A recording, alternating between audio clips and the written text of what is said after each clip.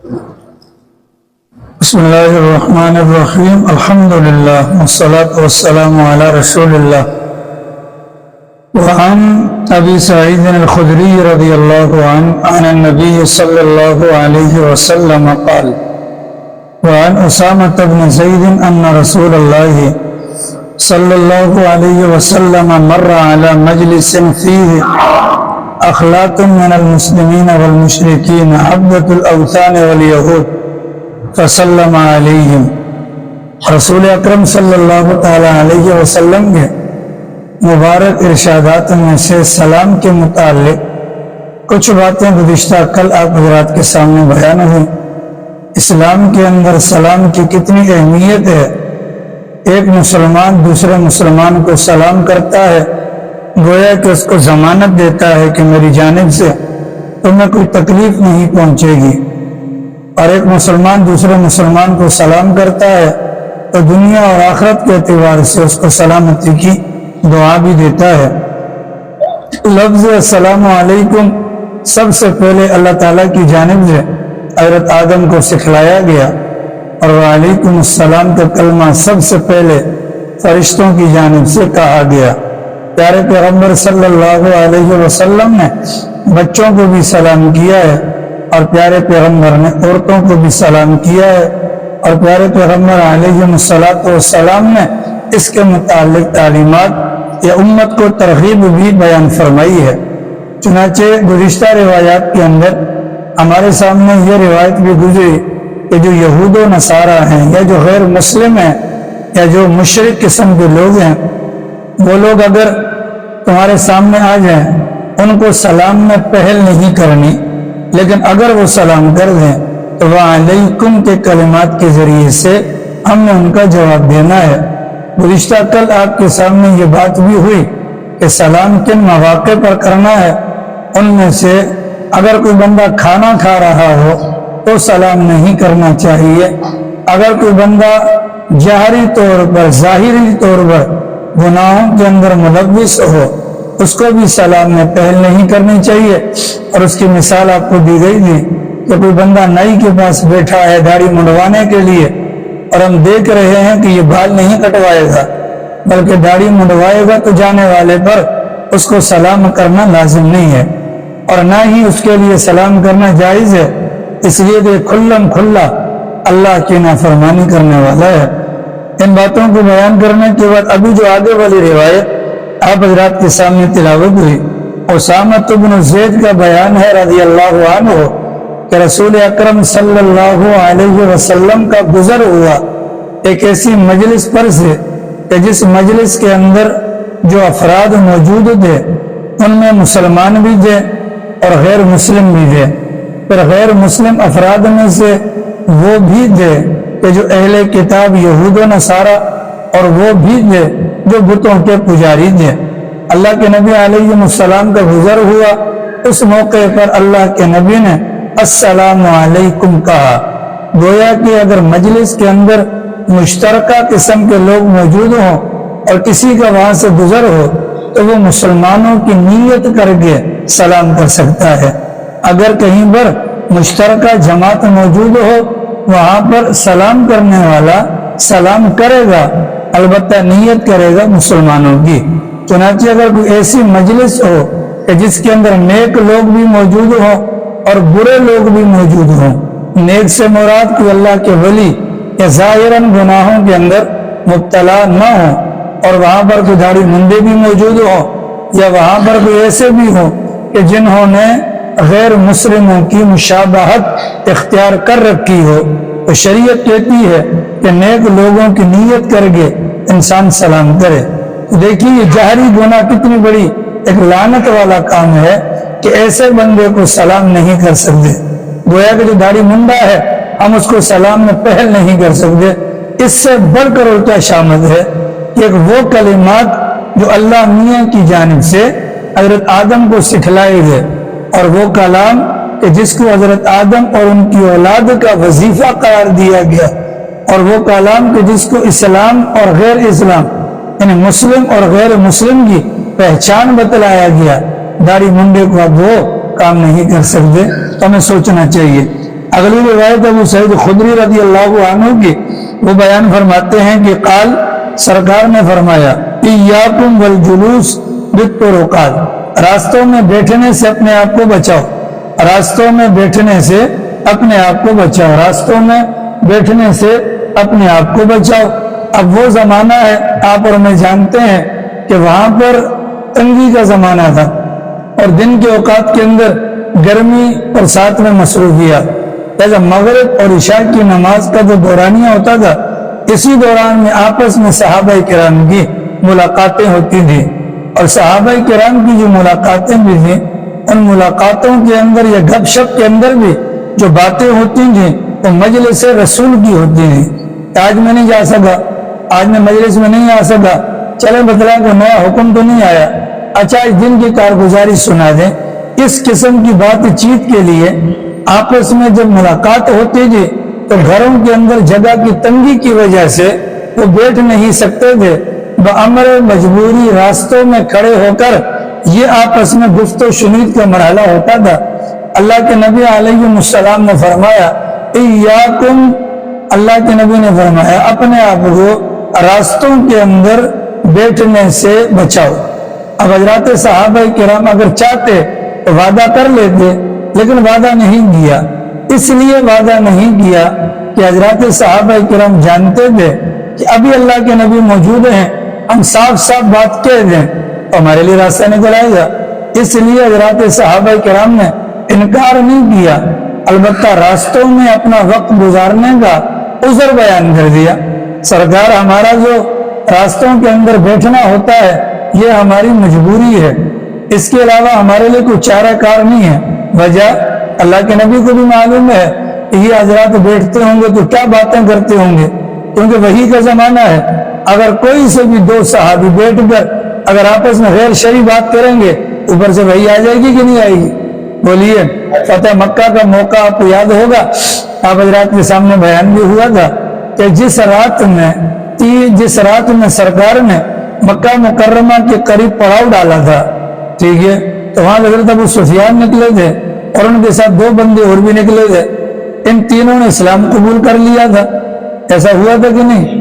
اسلام قبول کرنے کے بعد اگلے دن جب اللہ کے نبی وہاں پر تھے، سارے معاملات، تو جب سرکار وہاں پر خطبہ ارشاد فرما رہے تھے تو یہ تینوں بندے آپس میں دور بیٹھ کر باتیں کر رہے تھے مسلمانوں کے حوالے سے، یعنی منفی بات کر رہے تھے، ان کو دیکھو یار، ان کو دیکھو یار، ان کو دیکھو۔ ابو سفیان نے کیا کہا تھا؟ ابو سفیان نے کہا تھا کہ میں تو کوئی ایک لفظ بھی ان کے بارے میں نہیں بولوں گا، اس لیے کہ اگر میں بولوں گا ان کے کانوں تک تو نہیں پہنچے گی، یہ کنکریاں جا کر ان کو میری بات کی مخبری کر دیں گی۔ آ رہی سمجھ میں؟ جب ان کا دماغ ایسا تھا تو جو صحابہ پرانے ہیں ان کے دماغ کے اندر کیسا ہوگا؟ لہذا صحابہ کرام کی مجلسیں بھی پاک تھیں اور ان کی جو بیٹھکیں ہوتی تھیں وہ پاک ہوتی تھیں، اللہ کے نبی کو بھی معلوم تھا اور انہوں نے بھی صاف صاف کہہ دیا کہ سرکار ہمارے لیے مشکل ہے۔ تو پھر اللہ کے نبی نے فرمایا ٹھیک ہے، اگر تمہارا عذر ہے تو گویا کہ تمہارا عذر قابل قبول ہے، کہ تمہارا یہ بیٹھنا غلط نہیں ہے، تمہارا یہ بیٹھنا ناجائز نہیں ہے، تمہارا یہ بیٹھنا غیر شرعی نہیں ہے، بلکہ یہ تمہارا عمل دینی معاملات کو سیکھنے کے طور پر ہوتا ہے۔ اگر راستے میں اگر بیٹھنا ہی ہے تو راستے کا حق بھی ادا کر دیا کرو۔ جب اللہ کے نبی نے فرمایا کہ راستے کا حق ادا کر دو تو صحابہ نے فوراً پوچھا، یا رسول اللہ راستے کا حق کیا ہے؟ بڑے میاں، اللہ کے نبی نے پوچھا، اللہ کے نبی سے پوچھا گیا کہ راستے کا حق کیا ہے؟ تو سرکار نے فرمایا راستے کا سب سے پہلا حق غض البصر، راستے کے اندر بیٹھنا ہے تو جن چیزوں پر نگاہ ڈالنے کو اللہ نے حرام قرار دیا ہے ان چیزوں پر نگاہ ڈالنے سے نگاہوں کو روکنا۔ اب جب بات آتی ہے نگاہیں جھکانے کی تو میرے اور آپ کے دماغ میں یہ آتا ہے کہ کسی نامحرم کو نہیں دیکھنا، کسی عورت کو نہیں دیکھنا، حالانکہ اللہ تعالیٰ نے جن جگہوں پر نگاہ ڈالنے کو حرام کہا ان میں صرف عورت کا نام نہیں لیا۔ ممکن ہے بازار کے اندر بیٹھے ہوں راستوں میں، وہاں سے کوئی عورت نہ گزرے، لیکن کوئی چول قسم کا بندہ چڈا پہن کے گھوم جائے، تو چڈا پہن کر جو جائے گا اور گھٹنوں سے اوپر اگر اس کا چڈا ہوگا تو گھٹنوں سے اوپر والی جگہ سطر میں داخل ہے، تو جب سطر میں داخل ہے اس بندے کے لیے چھپانا فرض اور ہمارے لیے وہاں پر نگاہ بچانا فرض، ہمارے لیے جائز تو نہیں ہوگا۔ بعض لوگ پینٹ پہنتے ہیں اور ان کی پینٹ اتنی چست ہوتی ہے کہ بدن کے ڈھیل و ڈھال نظر آ جاتے ہیں، تو جب بدن کے ڈھیل و ڈھال نظر آئیں گے تو وہ لباس کی جس میں بدن کے ڈھیل و ڈھال نظر آئے اس کا ہونا نہ ہونا برابر، اللہ کی طرف سے شریعت کا حکم یہ ہے اس جگہ پر نگاہ نہ ڈالی جائے، یہ بھی حرام کے اندر آ جاتا ہے۔ بازار کے اندر ہم دیکھتے ہیں مختلف قسم کے بھکاری ہمیں نظر آتے ہیں، ان کا لباس پورا نہیں ہوتا، ان کی طرف دیکھنا بھی حرام۔ بازار کے اندر ہم دیکھتے ہیں رکشے گاڑیاں جا رہی ہوتی ہیں، ان کے اوپر پینا فلیکس وغیرہ کے بورڈ آویزاں ہوتے ہیں، اس کے اوپر لیڈیز کی تصویریں ہوتی ہیں، ان کو بھی دیکھنا حرام ہے۔ اب ولن تو فرمائے راستوں میں نہ بیٹھو، اگر راستوں میں بیٹھنا ہے تو راستے کا حق کیا ہے کہ نگاہوں کو وہاں ڈالنے سے بچانا جہاں پر نگاہوں کو ڈالنے سے اللہ نے منع کر دیا ہے۔ اب آپ لیاری تیسر ڈاؤن کا جائزہ لیں، آپ کو دربار ہوٹل نظر آئے گا، یہ سامنے دربار ہوٹل ہے، اس دربار ہوٹل کے بارے میں تو ہم کہہ سکتے ہیں کہ یہ چار دیواری کے اندر موجود ہے، یقیناً کہہ سکتے ہیں۔ اسی کے سامنے چلے جائیں، یونس کا ہوٹل ہے دبئی والا، اس کی تو چھت کے اوپر لوگ بیٹھے ہیں، مطلب مکمل تاڑم تاڑی برابر میں چلے جائیں الحکمت کے اندر، وہاں پر بھی کھلم کھلا تاڑم تاڑی، آگے چلے جائیں فاروق اعظم چرنگی پر کھلم کھلم تاڑا تاڑی، یہ راستے ہیں کہ نہیں ہیں؟ اب ان راستوں کے اندر بیٹھنا کیا یہ جائز ہوگا؟ بولیے جائز ہوگا؟ پیغمبر نے صحابہ کو باوجود ہے کہ ان کی پاکیزہ مجلس تھی ان کو منع کیا الا یہ کہ وہ راستوں کا حق ادا کریں، لیکن ہمارے یہاں تو کیا ہوتا ہے کہ یہاں پر بیٹھ کر اولاً راستے میں بیٹھتے ہیں، نہ ہمیں کپڑوں کی تمیز ہوتی ہے، لیٹے ہوتے ہیں تکیے لگا کر، ٹھیک ہے، ہم اپنے اوپر قیاس کریں، کیا میں یہ گوارا کروں گا، کیا میں یہ گوارا کروں گا کہ میری ماں میری بہن ایسی جگہ سے گزر سکے؟ جب میں اپنی ماں بہن کے لیے گوارا نہیں کرتا تو کسی اور کی ماں بہن بھی گوارا نہیں کرے گی تو ہمارے سامنے سے کھلم کھلا ایسے گزر جائے۔ ایسا ہوتا ہے کہ نہیں؟ شہر کراچی یہ کاٹن کا دور ہے، لوگ کاٹن پہنتے ہیں، کاٹن کا لباس کتنا پتلا ہوتا ہے، آپ جائیے ہوٹلوں پر لیٹے ہوتے ہیں، ٹھیک ہے، اور یوں گپے ہانک رہے ہوتے ہیں، یہ پیچھے سے جو پیچھے والا حصہ ہے اس کی قمیض بھی نہیں ہوتی، عورتیں شرما کر گزرتی ہیں۔ ان کا بیٹھنا حرام ہوا کہ نہیں ہوا؟ یہ دوسروں کو تکلیف پہنچانا ہو گیا کہ نہیں ہوا؟ اور پھر وہاں بڑی بڑی ٹی ویاں لگی ہوئی ہیں، اجتماعی طور پر گناہ۔ راستوں کے اللہ کے نبی نے تو راستوں میں بیٹھنے سے منع کیا تھا، ٹھیک ہے، اللہ یہ کہ پاکیزہ مجلس والوں کو بھی کہا کہ راستے کا حق ادا کرنا۔ آپ حضرات کی اطلاع کے لیے عرض ہے، قوم لوط کی مختلف بیماریاں تھیں، ان کے اندر مختلف بیماریاں تھیں، ان میں سے ایک بیماری یہ بھی تھی وہ راستوں میں بیٹھ کر سیٹیاں بجاتے تھے، لوگوں پر آوازیں کسا کرتے تھے۔ جو برائی ہمارے اندر آ گئی کہ نہیں؟ اللہ کے نبی نے 1400 سال پہلے کہا تھا کہ تم ان کے نقش قدم پر چلو گے، مطلب ہاتھ در ہاتھ، یعنی جہاں وہ پاؤں رکھیں گے تو پاؤں رکھو گے، یہاں تک کہ وہ اگر کسی سوراخ کے اندر بھی جائیں گے تو تم بھی سوراخ میں جانے کی کوشش کرو۔ غض البصر، نگاہوں کو نیچی کرنا، جہاں پر اللہ نے حرام کیا ہے وہاں پر نگاہوں کو بچانا۔ مسجد کے اندر بھی بیٹھے ہوتے ہیں، نگاہیں ہماری دائیں بائیں کی طرف جا رہی ہوتی ہیں، نہیں جانی چاہیے۔ غض البصر، پہلا حق راستے کا کیا ہے؟ بولو، غض البصر، نگاہوں کو ان جگہوں پر ڈالنے سے بچانا لال خان جن جگہوں پر ڈالنے سے اللہ نے منع کیا ہے۔ دوسرا فرمایا کہ وقف الاذی، راستے میں بیٹھنا ہی ہے، بہت ضروری ہے، تو راستے میں بیٹھ کر تکلیف سے ایذا سے بچانا ہے۔ ہمارے لوگ نسوار کھاتے ہیں، کڑک کڑک کڑک نیچے پھینکتے نہیں، پانی کی پچکاری مار دی راستے پر، ہوتا ہے کہ نہیں؟ وہاں بیٹھ کر کھانا کھاتے ہڈیاں راستے میں پھینک دی، ہوتا ہے کہ نہیں؟ اب ظاہر ہے کہ ہر بندے کی طبیعت ایک جیسی تو نہیں ہے، اگر ہماری گلی میں گٹر بہ رہا ہو تو ہمارا جینا دوبر ہو جائے گا، لیکن ہماری طرح کا انسان کو بھنگی بھی ہے کہ وہ گٹر کے اندر ٹانگیں مار رہا ہوتا ہے۔ ہر بندے کی طبیعت میں فرق ہوتا ہے۔ ممکن ہے کہ ہمیں گھن نہ آتی ہے اس چیز سے، اگر کسی کو گھن تو آتی ہوگی نا، تو شریعت نے کیا کہا کہ وہ معاملہ جو کسی ایک انسان کے لیے تکلیف کا سبب بنے اس معاملے سے بھی اپنے ہاتھ کو روکنا ہے۔ اب دیکھیے ہمارے پیغمبر صلی اللہ علیہ وسلم فجر کی نماز کے اندر روزانہ کی بنیاد پر 160 آیات کی تلاوت کرتے تھے. کتنی؟ 160 آیات. پہلی رکعت کے اندر 100 آیات اور دوسری رکعت کے اندر 60 آیات. لیکن پیغمبر کا فرمان ہے کہ تم اپنے نمازیوں کو دیکھو، نمازیوں میں سے جو کمزور تر ہے اس کی حالت کے مطابق نماز پڑھاؤ تاکہ لوگ متنفر نہ ہو جائیں. ایک طرف وہ سنت رسول ہے جو اللہ کے عرش سے بھی زیادہ قیمتی ہے، اس میں انکار نہیں، لیکن دوسری طرف ایک مسلمان ہے، اس کو انسا سے بچانا ہے، اس کو ایذا سے بچانا ہے. وہ قبا کی بستی کے اندر جو مسجد قبا دی، ان کے جو مطلب امام صاحب تھے اپنا کلثوم ابن حدم جن کا نام تھا، اور سورہ اخلاص نہیں پڑھتے تھے. بولو پڑھتے تھے کہ نہیں پڑھتے تھے؟ ٹھیک ہے، اللہ کے نبی نے منع کیا؟ نہیں کیا. وجہ کیا تھی؟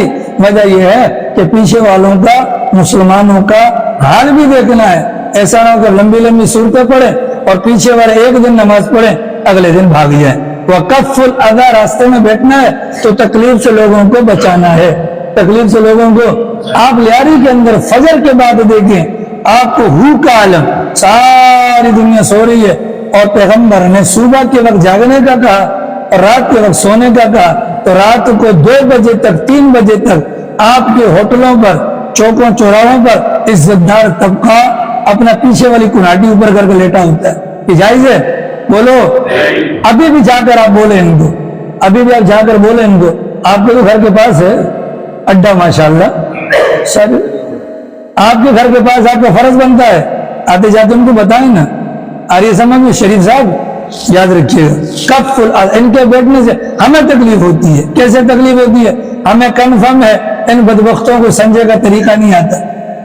ہمیں کنفرم ہے، ہمیں معلوم ہے کہ ان کو طریقہ نہیں آتا. بیویوں کو طلاق دے کر بیٹھے ہیں، خدا کی قسم طلاق دے کر بیٹھے ہیں، اور بعد میں جھوٹ بول کے انہوں نے دعوت کے اندر جا کر انہوں نے کہا ہم نے تو نہیں دی تھی.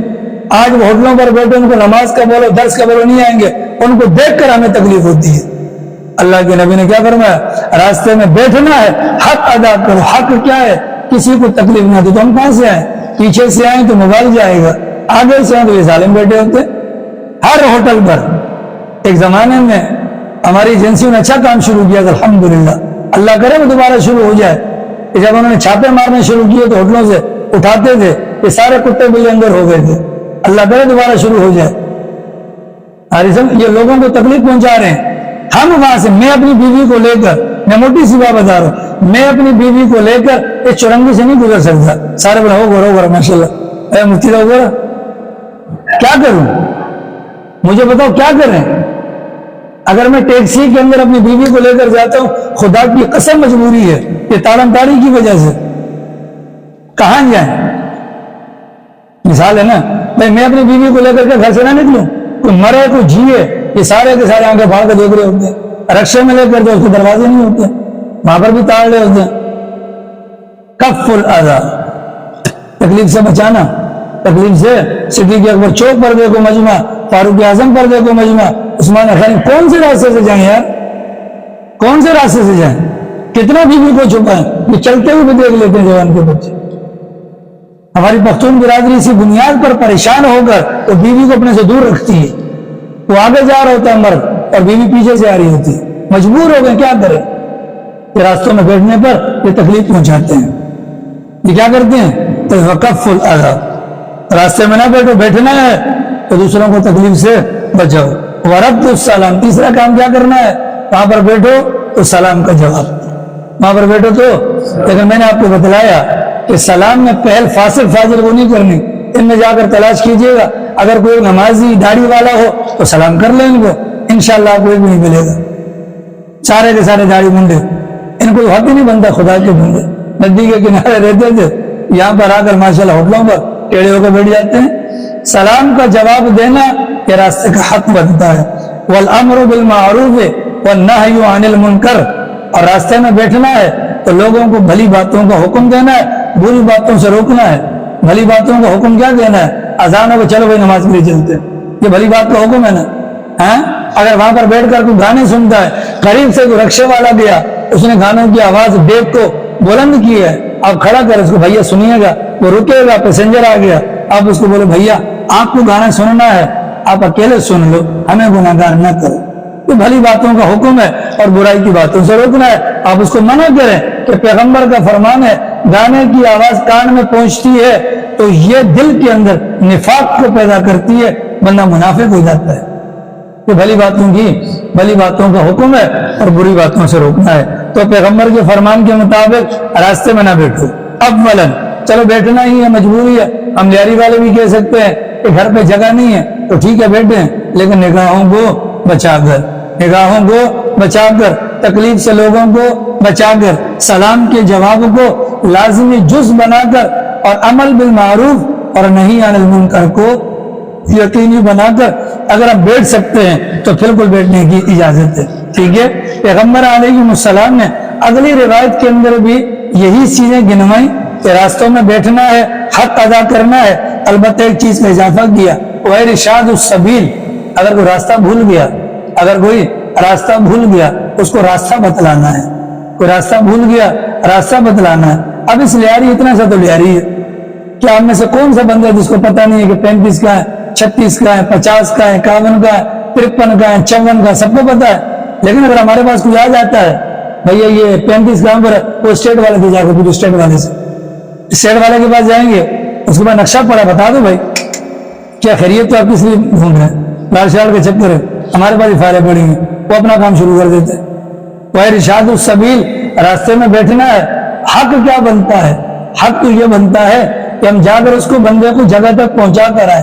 نہیں پہنچا سکتے اس کو راستہ بتلا دیں, راستہ وہ بتلانا ہے وہ بیچارہ وہاں پہنچے وہاں نہ پہنچے, وہاں نہ پہنچے. اور اگلی روایت کے اندر فرمایا گیا یہی قصہ, یعنی راستوں کے اندر بیٹھنے کا حق. وَتُغِيثُ الْمَلْهُوبِ, اگر راستے کے اندر آپ کو کوئی فریادی نظر آتا ہے, کوئی مظلوم نظر آتا ہے, اس کی مدد کرنا. اس کی, ہم کھانا کھاتے ہیں نا, کھانا کھاتے ہوئے بہت سارے چھوٹے چھوٹے بچے بھی آ جاتے ہیں مانگنے والے, عورتیں بھی آ جاتی ہیں, مرد بھی آ جاتے ہیں. ٹھیک ہے, آپ ان کی جانچ پڑتال کیجئے. انسان کا جو دل ہے نا یہ سب سے بڑا مفتی ہوتا ہے. انسان کا دل گواہی دے دیتا ہے کہ یہ 1 نمبر ہے, یہ 2 نمبر ہے. ٹھیک ہے, اگر دل مانگ رہا ہے واقعتاً یہ مظلوم ہے, بے کس ہے, یہ پھنسا ہوا ہے, اس موقع پر ہم نے راستہ میں بیٹھنے کا جو عمل کیا ہے تو پیغمبر نے کہا اس راستے کا حق یہ ہے کہ مظلوم کی فریاد رسی کی جائے. مظلوم کی فریاد, حسین بھائی کس کی فریاد رسی؟ مظلوم کی فریاد رسی. ممکن ہے, کوئی مشکل تو نہیں. بولو, ہمارے پیغمبر نے کیا کہا؟ کھانا کھاؤ اپنے سامنے سے کھاؤ, کھانا کھاؤ. اور ہمارے پیغمبر نے کہا 1 کا کھانا 2 کو, 2 کا کھانا 4 کو, اور 4 کا کھانا 8 کو کافی ہو جائے گا. شرط کیا ہے؟ بسم اللہ پڑھ کے کھاؤ, اپنے سامنے سے کھاؤ. اگر بسم اللہ پڑھ کر اپنے سامنے سے کھائیں گے تو اگر 2 بندوں کا کھانا آتا ہے وہ 4 کو پورا ہوگا. یہ پیغمبر نے اس بات کی گارنٹی دی ہے. ایسا ہے کہ نہیں؟ اب کھانے کو اپنے سامنے سے کھانا شروع کر دے, اپنے سامنے سے کھا لیا, دوسرا بندہ یہاں سے اپنے سامنے سے کھا, سینٹر کو نہ چھیڑے. ٹھیک ہے, کھانے سے فارغ ہو گئے, نوالا توڑا, سائڈیں صاف کر دی. سائڈیں صاف کرنے کے بعد سینٹر والا جو سالن ہے وہ بغیر یعنی ہاتھ لگائے ہوئے ہے, بالکل صاف ستھرا ہے. اگر کوئی بھکاری آ جاتا ہے تو اٹھا کے آگے رکھ دے. ایسا ہو سکتا ہے کہ نہیں ہو سکتا؟ کوئی مشکل تو نہیں ہے. اللہ کے نبی جو حکم دیں گے وہ حکم ایسا نہیں ہوگا جو ہمارے لیے بوجھل ہو. تو مظلوم کی فریاد رسی, یا ہم دیکھ رہے ہیں کہ یہاں لیاری کے اندر چوک پر ہم بیٹھے ہیں, کسی کو خام خواہ پیٹا جا رہا ہے, وہ مظلوم ہے, ہمیں نظر آتا ہے کہ وہ مظلوم ہے, تو اس موقع پر ہم نے برادری کو نہیں دیکھنا. عام طور پر یہاں پہ پھڈے ہوتے ہیں, بنگالیوں کے, پٹھانوں کے آپس میں پھڈے ہوتے ہیں. ٹھیک ہے, تو اس میں دیکھا یہ گیا ہے کہ یہ دونوں برادری والے اپنی اپنی برادری والوں کی سپورٹ کرتے ہیں. یہ غلط ہے. ٹھیک ہے, یہ پٹھان ہے, یہ آزاد ہے, نہیں بھائی, یہ تو ہماری پہچان ہے. ہم بحیثیت انسان حضرت آدم کی اولاد ہیں. کوئی کسی کی سپورٹ نہ کرے, جو مظلوم ہے اس کی سپورٹ کیجئے, بھلے وہ میرا باپ بھی کیوں نہ ہو, بھلے وہ میرا.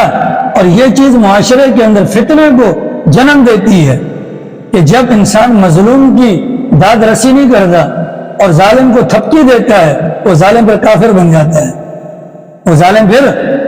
جاتا ہے. یہی بات کل شیطان بھی کہے گا جب لوگ اس کو لعنتیں دیں گے کہ تو نے ہمیں غرق کروا دیا, تو وہ کیا کہے گا؟ اگر تم میری بات نہ مانتے نا تو میں خود بخود کمزور ہو جاتا, اپنی چالوں کے اندر ناکام ہو جاتا. تم نے اس موقع پر میری بات مان کے مجھے مضبوط کیا تھا, آج مجھے نہیں اپنے آپ کو ملامت کر.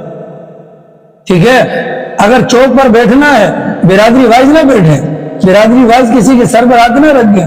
ہم کون ہیں, کیا ہیں, ہمیں گندے نطفے کی پیداوار ہے, بات ختم ہو گئی.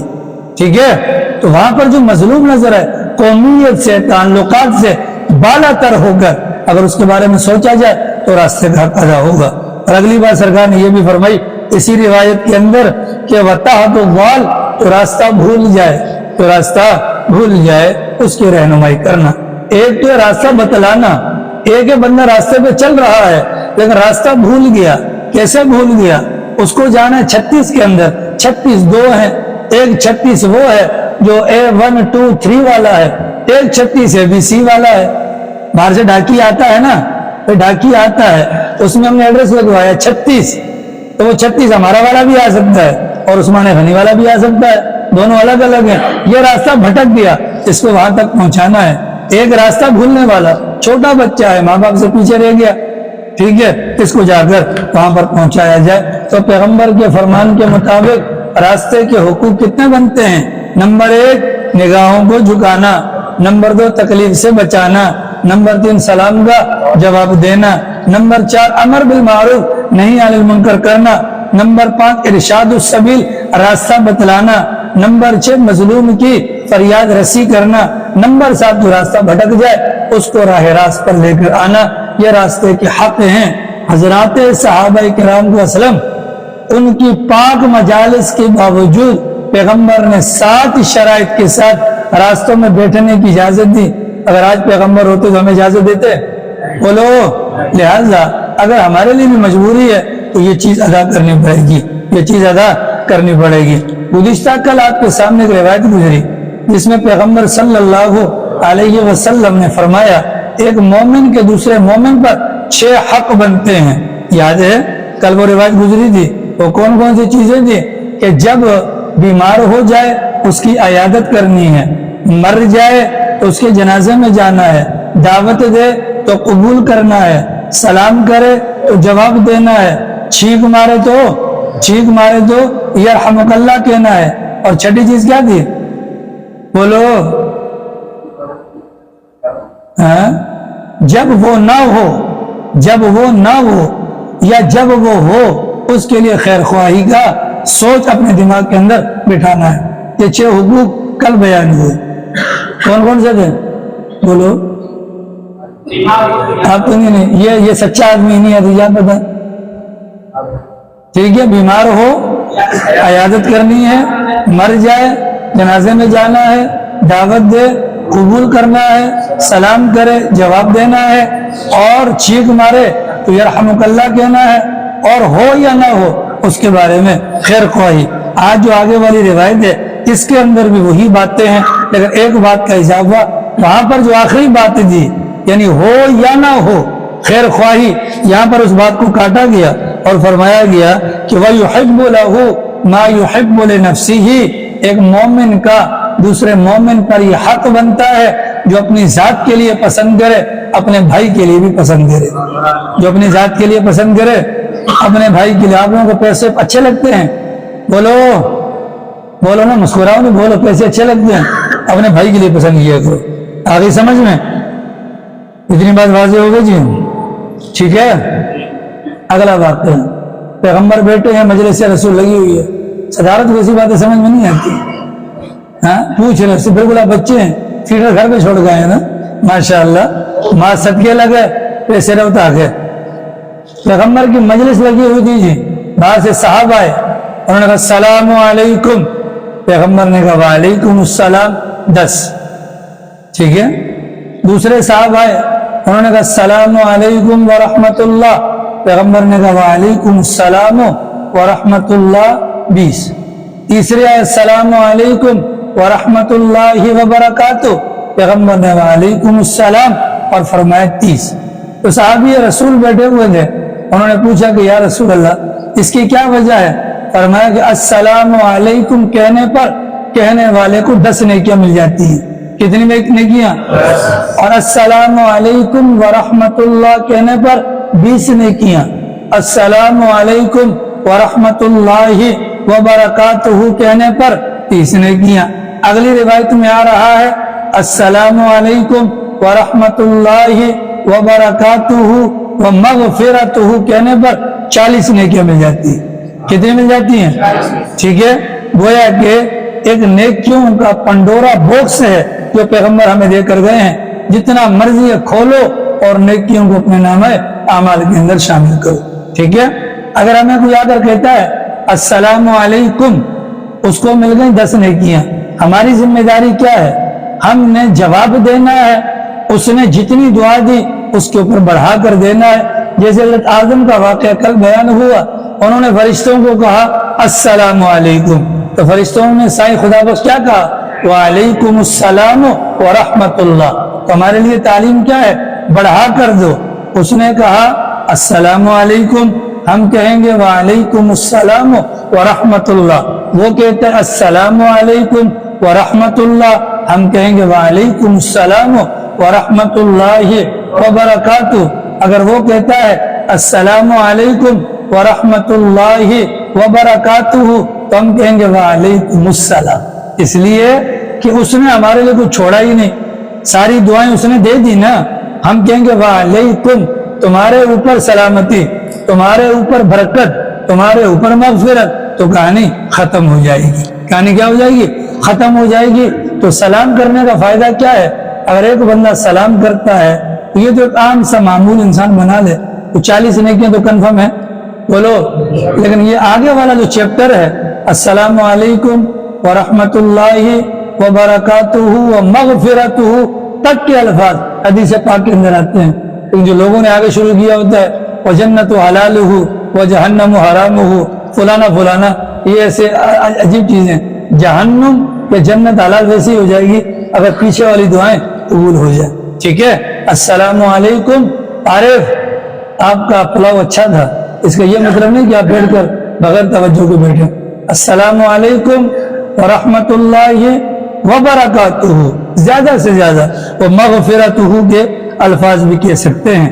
اللہ کے نبی علیہ السلام کا اگر گزر ہوتا عورتوں کے پاس سے تو چونکہ نبی امت کے حق میں والد کے درجے میں ہوتا ہے، اس لیے نبی سے پردہ بھی نہیں، اس کے باوجود پیغمبر پردہ کرتے تھے۔ لہذا اللہ کے نبی کی خصوصیت تھی کہ پیغمبر جب عورتوں کے پاس سے گزرتے تو پیغمبر عورتوں کو سلام کیا کرتے تھے، بھلے وہ بوڑھی ہو یا جوان ہو، چونکہ جتنی بھی عورتیں تھیں وہ پیغمبر کی بیٹیاں لگتی تھیں رشتے کے اعتبار سے۔ لہذا پیغمبر کے لیے تو جائز، میرے اور آپ کے لیے عورتوں کو سلام کرنا جائز نہیں۔ عورتوں سے مراد اجنبی عورتوں کو، اپنی اماں کو سلام کریں، اپنی بہن کو، بیوی کو سلام کریں، بلکہ بیوی کو گلے ملا کریں، ٹھیک ہے، اور خالہ ہے، پھپھو ہے، ان کو سلام کریں، لیکن اس کے علاوہ اجنبی عورتوں کو سلام نہیں کرنا۔ وجہ کیا ہے؟ وجہ یہ ہے کہ وہ پیغمبر کی خصوصیت تھی، اگر ہم اس چکر میں رہیں گے تو فتنے کا خدشہ ہے۔ اس کا خدشہ ہے، فتنے کا خدشہ ہے۔ البتہ بعض علماء نے کہا ایسی عورتیں جو بالکل بڈھی کھوسٹ ہو چکی ہوں ان کو سلام کر سکتے ہیں، لیکن جوان عورتوں کو، اجنبیوں کو سلام نہیں کر سکتے، جوان عورتوں کو سلام نہیں کر سکتے۔ ٹھیک ہے، اس سے یہ پتہ چلا کہ یہاں پر جو مسجد کے گیٹ پر جمعے والے دن جو خواتین بیٹھی ہوتی ہیں نا، ان کو سلام کرنا جائز نہیں ہے۔ وجہ کیا ہے؟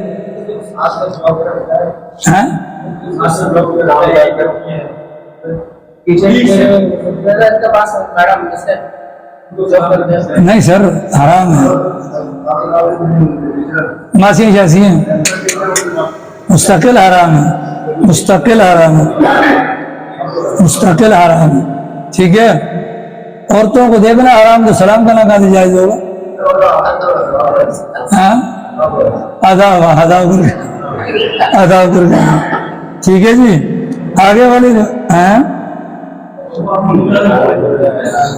آگے والی روایت کے اندر رسول اکرم صلی اللہ علیہ وسلم نے مزید وضاحت کے ساتھ سلام کا طریقہ بھی بتلایا۔ سلام کے طریقے کے اندر ایک طریقہ ہے یہودیوں کا، یہودی سلام یوں کرتے ہیں ہاتھ کی ہتھیلیوں سے، ٹھیک ہے، اور عیسائی سلام یوں کرتے ہیں اشارے سے۔ اور دیگر جو غیر مسلم ہیں وہ سلام یوں کرتے ہیں ہاتھ باندھ کر۔ اللہ کے نبی علیہ السلام نے ان کی مشابہت سے منع فرمایا، لا تشبہوا بالیہود ولا بالنصارى، کہ سلام ایک عبادت ہے، ایک اسلامی طریقہ کار ہے۔ سلام سلامتی سے اللہ کے ناموں میں سے ایک نام ہے، سلام مسلمانوں کی پہچان ہے، لہذا اس کو ادا کرنا ہے تو طریقہ یہودیوں والا نہ ہو، طریقہ عیسائیوں والا نہ ہو۔ فإن تسلیم اليہود الاشارۃ بالاصابع، انگلیوں کے ذریعے سے اشارے کرتے ہیں، ٹھیک ہے۔ آج کل نیا اشارہ آیا ہوا ہے، ویسے پرانا اشارہ ان کا یہ والا تھا، پرانی ویڈیوز اٹھا کر دیکھیں تو یہ یوں کرتے تھے، اور نیا اشارہ ان کا یہ والا ہے، اس کے ذریعے سے کرتے ہیں۔ ہمارا سابقہ وزیر اعظم بھی جب امریکہ گیا تھا اس نے یوں کر کے سلام کیا تھا، اٹھا کر دیکھیے گا ویڈیو، ٹھیک ہے جی۔ ہاں وہ تو ہوگا نہیں، لیکن بہرحال سلام اس نے یوں کیا تھا۔ بتاتا ہوں سر، بتاتا ہوں، آگے بتاتا ہوں، ٹھیک ہے۔ ہاتھ کا اشارہ یہ انگلیوں کا، اور جو عیسائیوں کا ہے وہ سلوٹ مارتے ہیں، یہ والا کس ہاں وعلیکم، بس وعلیکم، ٹھیک ہے۔ اور عیسائیوں کا طریقہ کار کیا ہے؟ وہ یوں کرتے ہیں، تو مسلمانوں کو منع کیا گیا۔ مسلمانوں کو کیا کہا گیا؟ نہ تو یہودیوں کا طریقہ، نہ عیسائیوں کا طریقہ، اور نہ یہ رام رام کرنا ہے، بلکہ کیا کرنا ہے؟ السلام علیکم۔ اگر بندہ دور ہے، اگر بندہ دور ہے اور ہمیں لگتا ہے اس تک آواز نہیں پہنچے گی تو پہلے زبان سے السلام علیکم کہیں اور اس کے بعد ہاتھ کا اشارہ کریں۔ پہلے زبان سے السلام علیکم کہیں اور پھر اگلے کو بتلانے کے لیے ہاتھ بلند کر دیں تاکہ اگلے کو پتہ چلے اس نے مجھے سلام کیا ہے اور وہ سلام کا جواب دے دے۔ تو یہ والا طریقہ اسلامی نہیں، یہ والا طریقہ اسلامی نہیں، بلکہ اسلامی طریقہ کیا ہے؟ زبان سے کلمات کہنے، اور اگر سامنے موجود ہو، آگے انشاءاللہ روایت آئے گی کہ پیغمبر نے مکمل سلام اس کو کہا ہے کہ زبان سے کلمات اور ہاتھوں میں ہاتھ ہوں، اس کو مکمل سلام کہا گیا ہے۔ اللہ کے نبی کا فرمان ہے، اذا لقی احدکم اخاہ، جب تم میں سے کوئی اپنے بھائی سے ملاقات کرے اسے چاہیے کہ سلام کرے، اسے چاہیے کہ سلام کرے۔ کیا مطلب ہے؟ تو مطلب یہ ہے کہ اگر جیسے بھی یہاں سے دو بندے جا رہے ہیں، ایک مجلس سے اٹھ کر سینٹر میں پلر آ گیا تو پیغمبر نے فرمایا پلر کے بعد جب ایک دوسرے کو دیکھیں تو سلام کریں۔ بیچ میں درخت آ گیا، دونوں کا منہ آمنے سامنے ہوا تو سلام کریں، ٹھیک ہے، کیونکہ لفظ ہے ملاقات کا، بیچ میں رکاوٹ آ گئی، ملاقات ختم ہو گئی، دوبارہ ملاقات ہو گئی، سلام کیا جائے۔ اس سے یہ مسئلہ بھی پتہ چلا کہ نمازوں کے بعد امام صاحب کو آ کر سلام کرنے کا رواج ہے، یہ غلط ہے۔ سلام آتے ہوئے کرنا ہے، بالکل جائز ہے، ملاقات ہو گئی نا۔ اب بعض جگہوں پر باقاعدہ امام بیٹھا ہوتا ہے سلام لینے کے لیے اور مقتدی آ کر سلام کرتے ہیں، ٹھیک ہے، باقاعدہ کا رواج ہے، اس موقع پر سلام ثابت نہیں۔ اذا لقی احدکم اخاہ فلیسلم علیہ۔ اگلی روایت کے اندر فرمایا گیا اذا دخلتم بیوتا یا اذا دخلتم بیتا، اپنے گھروں میں داخل ہو تو سلام کیا کرو، گھر میں داخل ہو تو سلام کیا کرو، اور گھر سے نکلو تو سلام کیا کرو۔ گھر کے اندر داخل ہوتے ہوئے سلام کا مقصد سلامتی کی دعا، گھر سے نکلتے ہوئے سلام کا مقصد گھر کو اور گھر والوں کو اللہ کے امان کے اندر دینا۔ یہ دونوں کا مطلب الگ الگ ہوتا ہے۔ گھر میں داخل ہو تو سلام کرنا ہے، الخان نہیں سمجھ جا رہی، یہ نہیں جا رہی ہے، ٹائم زیادہ ہو گیا، تھوڑا سا صبر کر جائے، ٹھیک ہے۔ گھر کے اندر داخل ہوں گے تو کیا کریں گے؟ سلام کریں گے۔ اس سلام کا مطلب سلامتی کی دعا، گھر سے نکلیں گے تو بھی سلام کریں گے، اس سلام کا مطلب گھر والوں کو اور گھر کو اللہ کے امان میں دینا۔ باہر نکل کر ہم دعا پڑھتے ہیں نا، بسم اللہ توکلت علی اللہ، اس سے پہلے گھر والوں کو سلام کر کے اللہ کے رحم و کرم پر چھوڑ دے، پھر بسم اللہ توکلت، یہ وہی طریقہ ہو جائے گا۔ تصور کیجئے حضرت ابراہیم وہاں پر اپنی بیوی بچوں کو چھوڑ کر آئے تھے نا، وہاں پر تو کوئی لفظ نہیں کہا تھا نا، لیکن وہاں سے نکل کر جب دیکھا کہ اب میری بیوی بچے مجھے اور میں ان کو نہیں دیکھ پا رہا، اس موقع پر حضرت نے دعا کی تھی نا، رب اجعل ھذا البلد آمنا، اے اللہ اس بستی کو امن کا گہوارہ بنا دے۔ تو گھر کے اندر سلام اللہ کے امان میں دے دیا، باہر آ کر جب بیوی بچے غائب ہو گئے آنکھوں سے وہ تو اندر گھر کے اندر ہوں گے نا، اب اللہ کے بھروسے پر ان کو سلام کر کے اللہ کے حوالے کیا جائے۔ حضرت انس فرماتے ہیں سرکار نے مجھے کہا اے میرے بچے، سرکار نے کیا کہا یا بنیا، اے میرے بچے، اذا دخلت علی اہلک، جب اپنے گھر پر داخل ہوا کر، فسلم، تو گھر والوں کو سلام کیا کر، کیوں؟ یکون برکۃ علیک وعلی اہل بیتک، یہ سلام تیرے حق میں اور تیرے گھر والوں کے حق میں بابرکت ہوگا۔ کیا ہوگا؟ بابرکت ہوگا۔ کیا ہوگا؟ بابرکت ہوگا۔ آگے کچھ باتیں اور بھی ہیں، اس کو انشاءاللہ کل بیان کریں گے۔